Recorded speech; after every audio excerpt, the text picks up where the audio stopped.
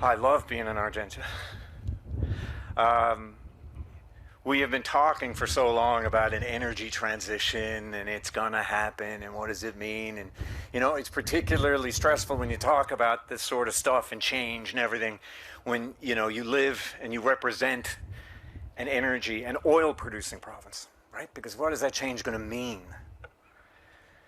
This is where the action is, right here. This is what it means. Jobs, jobs, jobs, jobs on the ground. Stuff that we are now seeing being built. I've said so many times that Newfoundland and Labrador would lead this transition in energy that we're talking about as we try and lower emissions, because we've got the natural resources, we got the people, and we got the wherewithal.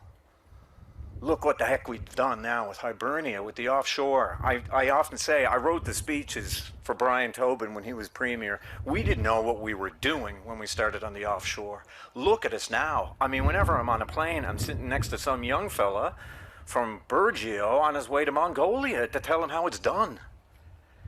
And that's what this is. It's like First Oil Hibernia.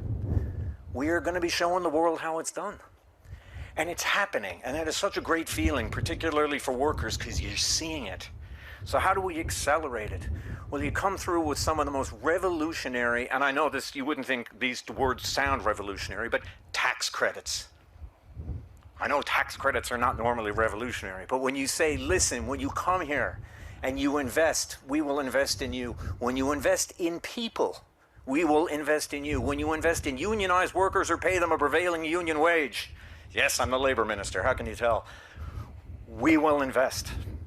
And now we are going to be leading the country right here in Argentia, and this country will be leading the world, because we understand that we need workers in order to do this work.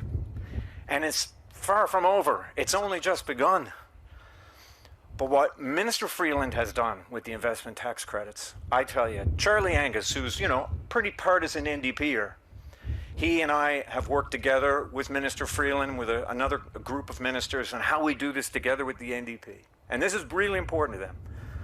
But when you announced, Minister Freeland, Deputy Prime Minister, the investment tax credits, he's on the other end of the House of Commons to me. And he walked the whole length of it down, shook your hand, shook my hand with a big smile, and just walked back to his seat. And we all laughed, because that's not Charlie's style to remain that silent for that long. But there are a lot of us who have been working very hard for moments like this, to see things like this, to see days like this. I don't think I know of a more resilient warrior on this front than Chrystia Freeland. It's so great to have you back in Newfoundland. It's particularly good to have you here in Argentia.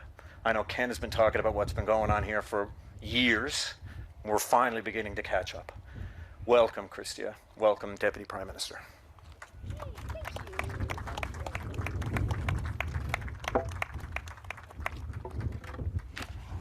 Okay, well, thank you very much, Seamus, for those very kind words. I was going to put my hair in a ponytail, but I'll leave it down to demonstrate the strength of the local resource, okay? It's wonderful to be here. Je tiens d'abord à souligner que nous sommes réunis sur les terres ancestrales des Mi'kmaq et des Beoho. I am so happy to be at the Port of Argentia today. And it was really, really great to actually see with my own eyes what you're doing here, to demonstrate with my own hair the power of the wind here. I really can't emphasize too much the extent to which you, the people of Argentia, the people who are here right now, you're actually at the very center of probably the most important thing happening in the world today. And you are in the vanguard. You are so close to becoming a global hub for renewable energy, to becoming a first mover in hydrogen. Such a big deal. And I'm, frankly, very moved and very proud to be able to be here and talk to the people making it happen, and to see what you're doing, and to learn from you the things that we as a government need to keep on doing to really make this happen, to help you get to the next stage. We've heard about the investment of nearly $40 million to improve the flow of cargo just last month. I want to talk a little bit about where the Canadian economy is today. We've had a hard year with high inflation. The good news is inflation is really coming down. It was at 3.3% last month. That's down from a high of 8.1% in June of last year. Le Canada a connu la plus forte croissance économique parmi les pays du G7 au cours de l'année 2022. Selon le FMI et l'OCDE, le Canada devrait aussi enregistrer la plus forte croissance économique parmi les pays du G7 en moyenne cette année et l'année prochaine. Aujourd'hui, près d'1 million de Canadiens de plus travaillent par rapport au début de la pandémie. Plus particulièrement, le taux de participation au marché du travail des Canadiennes, dont la force de l'âge a atteint un nouveau record de 85,7% en juillet.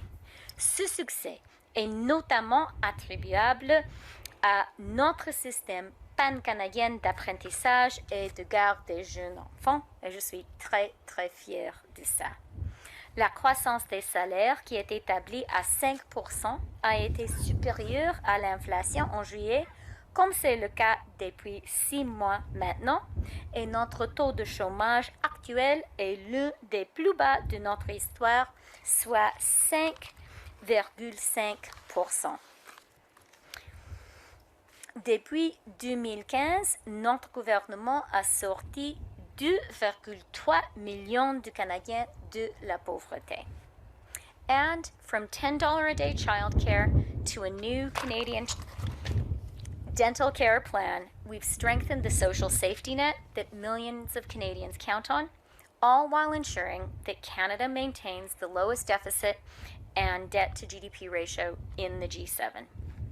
Our economic plan is delivering for Canadians, and it is fiscally responsible.